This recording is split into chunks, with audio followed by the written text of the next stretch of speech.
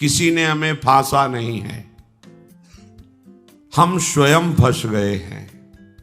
बंधेउ कीर मरकट की नाई, हमने स्वयं सुख भोग की लालसा से अपने को फंसा लिया। अब वास्तविक सुख क्या है, चरम सुख क्या है, हमारी आंतरिक मांग क्या है, ये हम नहीं जान पा रहे। बस सामने दृश्य को देखा और टूट पड़े, सुख भोग लेंगे, हम सुखी हो जाएंगे। ये भ्रम है। तुम किसी प्रकृति जनित रचना से कभी सुखी नहीं हो सकते, क्योंकि तुम परमात्मा अंश हो। तुम अपने अंशी की खोज कर रहे हो। भ्रम से तुम नाना प्रकार के दृश्य पदार्थों में, परिवर्तनशील नाशवान पदार्थों में अपनी मांग पूरी करना चाहते हो। नहीं हो सकती। क्यों? क्योंकि तुम चिदानंद अंश हो, तुम्हें चिदानंद सुख चाहिए। ये प्राकृतिक सुख अनेक जन्मों से भोगते चले आए। अगर कहीं इसमें हमारा विश्राम होता तो आज तक हम सुखी हो जाते। भगवत कृपा से संत समागम प्राप्त होता है, पर कैसी मलिनता बुद्धि की है कि संत समागम में जाकर के हम यही जानना चाहते हैं कि वो उपाय बताओ जिससे हमें मांगे हुए भोग प्राप्त हों। भोग भोगने वाला शरीर जो निश्चित नष्ट हो जाएगा, वो नष्ट ना होने पावे। संसार में माना हुआ सुख हमें भरपूर प्राप्त हो। भ्रम मत रखना। अगर संतों की इसमें आस्था होती तो संत काहे को ही बनते। जिनमें उनकी आस्था नहीं है वो तुम्हें कैसे दे सकते हैं।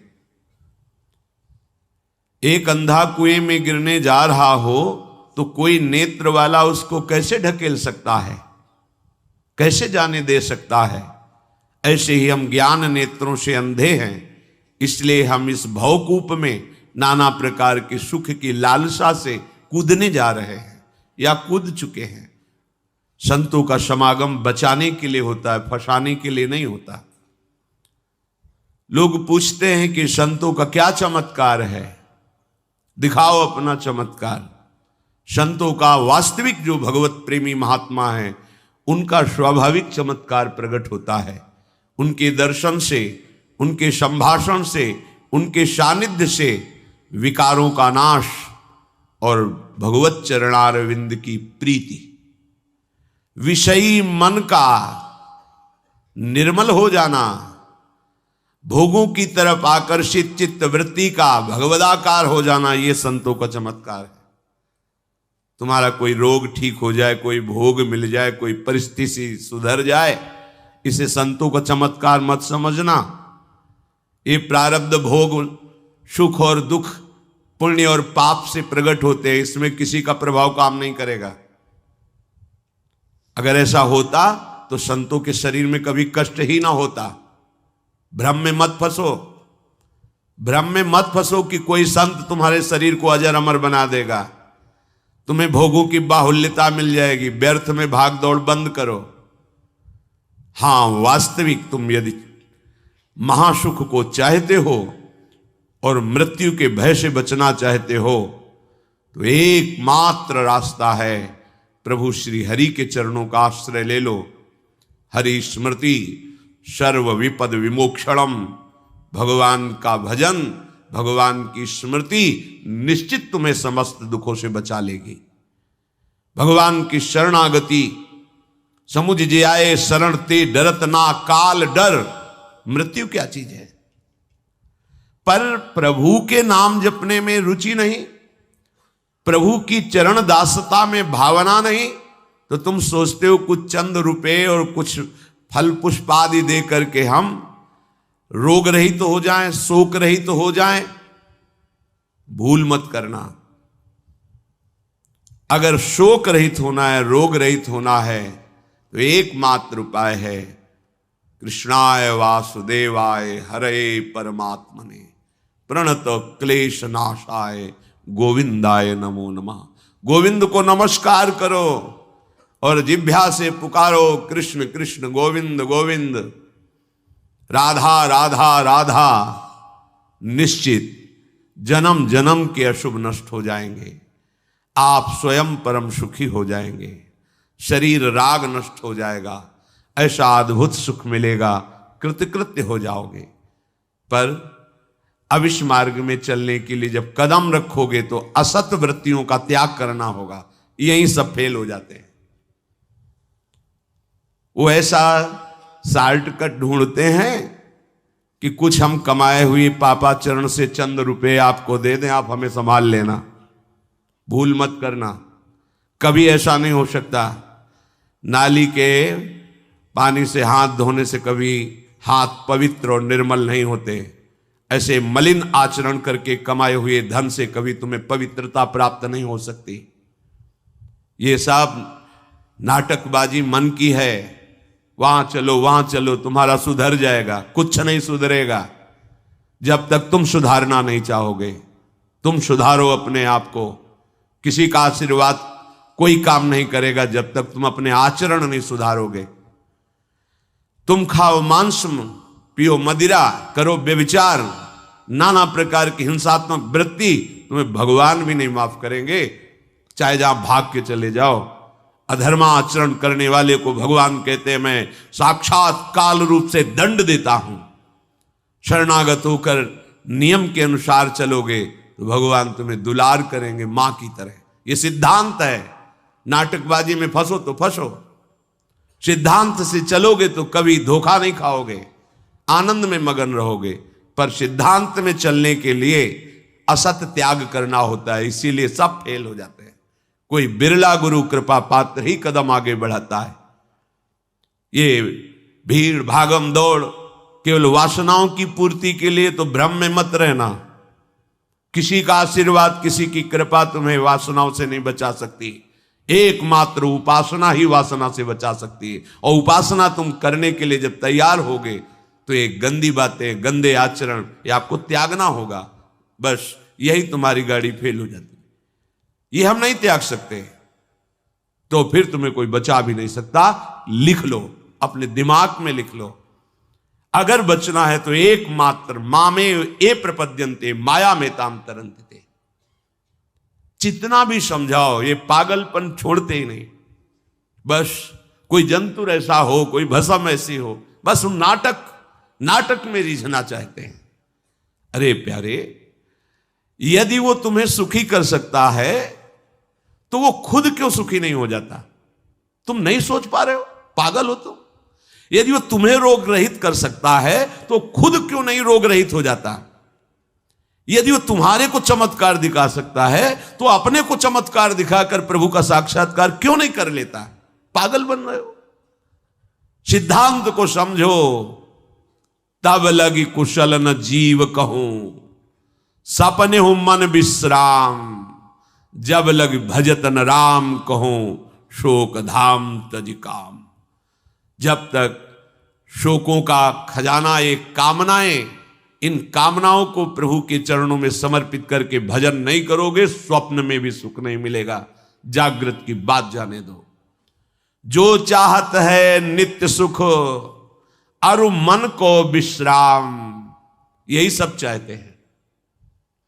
दुख का मुंह न देखना पड़े, मन हमारा प्रसन्न रहे, शांत रहे, कोई कामना हमें जलाए ना। हां, है मार्ग। हित ध्रुव हित सो भजत रहो, पल पल श्यामा श्याम श्यामा श्याम श्यामा श्याम। अब ये करना नहीं, तुम्हें भजन करना नहीं, पवित्रता से रहना नहीं, आचरण सुधारने नहीं, मनमानी आचरण करना है तो भगवान तुम्हारे हृदय में भी बैठे हैं, कुछ नहीं कर पा रहे। देख लो ना, सबके हृदय अछत विकारी, सकल जीव जग दीन दुखारी। सबके हृदय में अखंड आनंद परमात्मा विराजमान है, लेकिन सब दुखी हैं, सब क्लेशित हैं, अशांत हैं। क्यों? तहां बेदस कारण राखा, भजन प्रभाव संत श्रुति भाखा। भजन नहीं कर रहे हो इसलिए। भजन किए बिना कुछ नहीं हो सकता। मान लो हमारी बात, कहीं भागने की जरूरत नहीं। राधा राधा राधा सब ठीक कर देंगी लाडली जो, बड़ी करुणामयी है।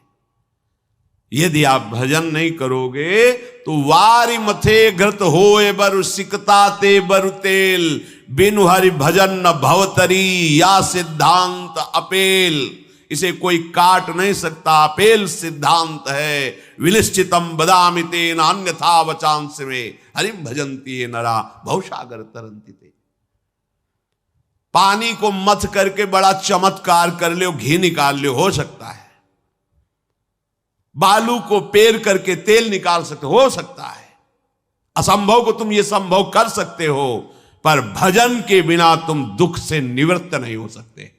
गोस्वामी जी का ये अटल विश्वास, महापुरुषों का अटल विश्वास, शास्त्र का अटल आदेश, बिना भजन किए तुम्हारे अशुभ कर्म नष्ट नहीं होंगे, और अशुभ कर्म नष्ट हुए बिना तुम सुखी नहीं हो सकते। सिद्धांत से चलोगे तो सुखी हो जाओगे, नहीं भटकते घूमोगे, पूरा जीवन नास्तिकता और अश्रद्धा में उतर जाएगा। सिद्धांत से चलोगे तो कृतकृत्यता का अनुभव होने लगेगा, और नाच नाच कर कहोगे वाह संत समागम का क्या फल होता है, ये मैं पा गया। पायो जी पायो मैंने राम रतन धन पायो। मारा घूम रहा है जीव, कोई औषधि मिल जाए, कोई भस्म मिल जाए, कोई जंतुर बांध दे, कोई आशीर्वाद दे दे, अरे पागल हो। तुम्हारे कर्म ही तुम्हें दंड देंगे, तुम्हारे कर्म ही तुम्हें सुखी करेंगे। हां, हम कैसे अपने कर्मों को सुधारें, यह है संत समागम। आप अपने द्वारा अपना उद्धार कीजिए, कोई तुम्हारा उद्धार नहीं कर सकता।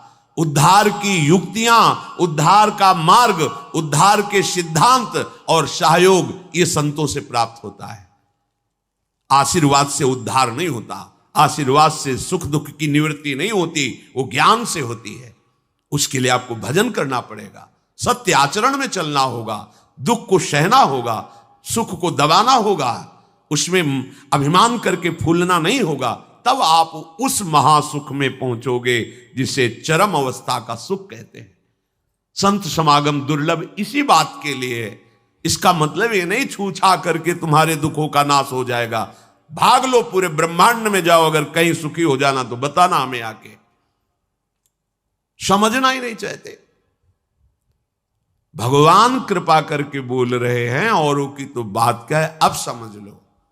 श्री भगवान कह रहे हैं इदम तुते गृहतमं प्रवक्ष्याम्यनसूयवे ज्ञानम विज्ञान सहितम यज्ञात्वा मोक्ष से अशुभात्। हे अर्जुन, ये मैं तुम्हें बहुत गुह्य बात कह रहा हूं। क्या होता है जब हृदय की बात कुछ कहने को आती है तो बार बार कहा जाता है कि आप अन्यथा मत सोचना, सत्य सत्य सत्य कह रहा हूं, ये बात तुम केवल समझ लीजिए। मतलब वो विवश होकर अपने हृदय की बात तुम्हें दे रहे हैं, जो छुपाए रखे जीवन भर वो तुम्हें दे रहे हैं, पर अनाधिकारी होने के कारण वो बात पकड़ नहीं पाते। संतों की बात में ही तुम्हारा कल्याण छुपा हुआ है। उनकी बात मान लो, फिर आप देख लो कैसे आपकी अध्यात्म उन्नति होती है। आप जो भी करेंगे वो अहम की धरा से होगा। अहम की धरा लोक लोकांतर तक ले जा सकती है, लेकिन जीवन मुक्त नहीं कर सकती। जीवन मुक्त होने के लिए अहम का विसर्जन चाहिए। वो होता है गुरु कृपा से, संतों के वचनों से। विश्वास कीजिए, बिना संत वचन गुरु वचन पर चले कोई जीवन मुक्त नहीं हो सकता। अगर जीवन मुक्त नहीं हुआ तो सब किया कराया माटी हो गया। चाहे ब्रह्म लोक जाओ चाहे स्वर्ग लोक जाओ, आना तो यही पड़ेगा लौट के। तो फिर क्या हुआ, एक विशाल स्वप्न सुखद समझ लो, जगे तो फिर वही मृत्युलोके विशंति। भगवान कह रहे मैं बहुत गुह्य बात बता रहा हूं, अत्यंत गोपनीय बात, गोपनीय जो अभी तक छुपाए रखा है हृदय में। ये जो ज्ञान सहित विज्ञानानंद घन का मैं तुम्हें वर्णन करूंगा, ये अनुसूयवे, दोष दृष्टि से जो रहित है वही समझ पाएगा। दोष दृष्टि से रहित, जब भगवान अवतार लेते हैं तो मनुष्य जैसी लीला करते हैं, यही सुख देने के लिए तो अवतरित हुए, अपनी महिमा से घटे हैं, उतरे हैं। अवतार का मतलब होता है अपनी महिमा से उतरना। भगवान की जो अनंत महिमा है उससे उतरते हैं, हम उनको देख पाएं, उनसे बात कर सके, उनके साथ खेल सके। वो ऐसे उतर कर हमारे समान लीला करते हैं। उनकी लीला को देख करके अगर किसी को दोष दृष्टि होती है तो बोले इस गुहितमम के सुनने का अधिकारी नहीं। जब हम भगवान को भगवान न मानकर व्यक्ति मानते हैं तो हमारी दृष्टि वैसे ही दूषित हो जाती है। वैसे केवल भगवान की ही लीला हो रही है, पर हमारी दृष्टि दूषित होने के कारण हमें व्यक्ति दिखाई देता है, स्त्री पुरुष दिखाई देते हैं, गुणात्मा महात्मा दोषात्मा ऐसा सब भेद नजर आता है। पर यहां जो भगवान कह रहे हैं कि जो मेरे पर दोष दृष्टि ना रखता हो, अरे बड़े बड़े परमहंसों का जहां प्रवेश नहीं वो भगवान का रास है। जहां ज्ञान समुद्र भगवान शिव भी प्रवेश पाने के लिए ललचाए और भगवान श्री कृष्ण की मंद मुस्कान से गोपी स्वरूप होकर प्रवेश पाए। बोलो ज्ञान समुद्र भगवान शिव जिस रास रस के लिए ललचाए, वो रास रस प्राकृतिक स्त्री पुरुष का मिलन हो सकता है क्या? पर अनाधिकारी के तो क्या उपहास, ऐसा क्या? तो इसलिए भगवान यह कह रहे हैं कि जो अनुसूयवे प्रवक्ष्याम अनुसूयवे, जो मेरे से दोष दृष्टि नहीं रखता। अब आप केवल मेरे ही आज्ञा का पालन करेंगे, मैं जैसा कहूंगा उससे एक कदम पीछे नहीं हटेंगे। हो भाग्य, कितनी कृपा कि मुझे समस्त प्रपंच से समेटकर एक मार्ग में लगा रहे। जहां श्रद्धा है तो वहां शब्द दूसरा भाव निकाल देगा, और जहां दोष दृष्टि वहां भाव दूसरा निकाल देगा। इसलिए श्री भगवान कह रहे, मैं अत्यंत गोपनीय बात तुमसे कह रहा हूं हे अर्जुन। अपने प्रियजनों से, प्रिय शिष्यों से बात कही जाती है। तब तक गीता जी का श्री भगवान ने उपदेश अर्जुन जी को नहीं दिया जब तक मित्र भाव रहा, नहीं दिया। सारथी पद पे बैठे हैं, आज्ञा की दोनों के बीच में रथ, इधर सेना कौरवों की पांडवों के बीच में, भगवान बीच में खड़ा कर दिया। जब देखा मोह ग्रसित हुए, निवारण में असमर्थ पाया, तो भगवान की शरण में होकर के कार्पण्य दोषो भरत स्वभावा प्रछामि त्वाम धर्म सम्मूढ़ चेता। हे प्रभु, अब मेरे में सामर्थ्य नहीं रहेगी कि मैं निर्णय कर सकूं कि मेरे लिए श्रेय क्या है, परम कल्याण क्या है, ये आप जानते हैं। प्रभु कुछ नहीं बोले, तो बोले शिष्यस्ते हम साधिमाम त्वाम प्रपन्नम, मैं आपका शिष्यत्व स्वीकार करता हूं। हे जगत गुरु श्री कृष्ण उतरे साष्टांग दंडवत हुए और कहा, मैं आपका शिष्य हूं, और ऐसा शिष्य हूं जो पूरा समर्पण किए, प्रपन्नम, मन वचन कर्म से आपको समर्पित हो। तब गीता जी का प्रादुर्भाव भगवान के श्रीमुख से हुआ। जो प्रिय जन होते हैं, समर्पित जन होते हैं, उनको हृदय की बात बताई जाती है, क्योंकि वो उसमें दोष दृष्टि नहीं करेंगे। अगर प्रियता और समर्पण नहीं है, देखो ना, कह रहे मेरे को प्रणाम करो, मेरे को ही पूजा दो, मेरी आज्ञा में रहो, मेरे मन वाले बनो। हे अर्जुन, तुम उस परमात्मा को ऐसा समझो कि उस सारे जगत को जैसे बर्फ में जल ही जल है ऐसे व्याप्त करके विराजमान उस परमात्मा को, उसी के आगे ये बोल रहे हैं। देखो, अब हम गुह्यतम बात कर रहे हैं, उस परमात्मा को नहीं, मुझ श्री कृष्ण को। मेरे में मन लगा, मेरे को प्रणाम कर, मेरे को नमस्कार। ये महापुरुष जन रास्ता देते हैं। अब तुम्हारी कहां श्रद्धा टिकती, वो ये देखते हैं तुम्हारे लिए कोई आश्रय है अभी, तुम्हारी खोज अभी पूर्ण हुई कि अभी खोज बकाया है? खोज हो तो खोज लो, नहीं तो वहीं पकड़ के बैठ जाए कि अब बने तो रघुवरते बने, बिगड़े तो भरपूर। अब बनेगी तो आपसे बनेगी, बिगड़ेगी तो आपसे बिगड़ेगी, अब हमारा कोई आश्रय नहीं। ये अत्यंत गोपनीय बात हरेक के सामने नहीं कही जा सकती, क्योंकि इसमें भगवान अपनी खुद बात महिमा का वर्णन कर रहे हैं। अब जैसे कोई बहुत हार थक के अब क्या करें, तो अब मान लो बात हमारी आंखों के सामने रहो, जो जूठन मिले खाओ, जैसा कहें वैसे करो। अगर अध्यात्म की भूमिका ना जागृत हो जाए तो कहना। गुरुजनों की बात किसी से प्रमाणित करने की आवश्यकता नहीं होती। आपको गुरुजी ने क्या कहा, क्यों आप कौन हो, हमारे बाबा गुरु हो क्या कि हम आपको बताएं? हमारी और हमारे गुरुजी की बात हो गई, तुमको क्यों बताएं क्या गुरुजी ने कहा? तुम हमारे निर्णायक हो क्या? चलो दोबारा नहीं मिलेगा। पर बैठाल के वो आज प्रवचन में ये कह रहे थे, समझो। अब वो जो समझाएगा वो तुम समझ जाओगे, जो गुरु समझा रहे थे वो समझ में नहीं आएगा। इसीलिए भगवान करें अत्यंत गोपनीय बात है। जब तक हमारा ये मन समाधान नहीं पाता तब तक भटकना पड़ता है।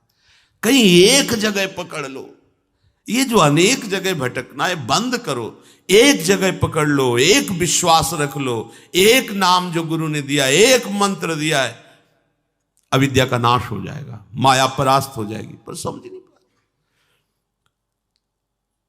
दुकानें लगी हुई हैं, 4-6 दुकान घूम लेते हैं, चलो घूम लो, पर कहीं एक दुकान तो बांध लो कि हमें सारा माल यहीं से लेना है, तो तुम्हें छूट मिलने लगेगी। एक व्यवहार, हजारों की लाइन लगी, लेकिन आने दो, ये पर्सनल ग्राहक है, आने दो। ऐसे ही मेरे ईश्वर की दुकान में है सबका जीवन खाता। परिचय तो बना लो भगवान से, निहाल हो जाओगे। भटकना, हम जब ये बातें सुनते हैं ना तब लगता है कितनी हंसी की बात। जितनी देर तुम अमुक जगह जाकर के झाड़ फूक करवा कर उतनी देर राधा राधा जपो, बिल्कुल ठीक हो जाएगा, सब ठीक हो जाएगा। क्योंकि कोई भी जो हमें क्लेश देने के लिए आया है, कर्म है हमारा। जब भूत हो, प्रेत हो, चांडाल हो, रोग हो, दुख हो, विपत्ति हो, ये सब हमारा कर्म है। और उस अशुभ कर्म का नाश करने के लिए भगवान नाम जय घोष कर रहा है।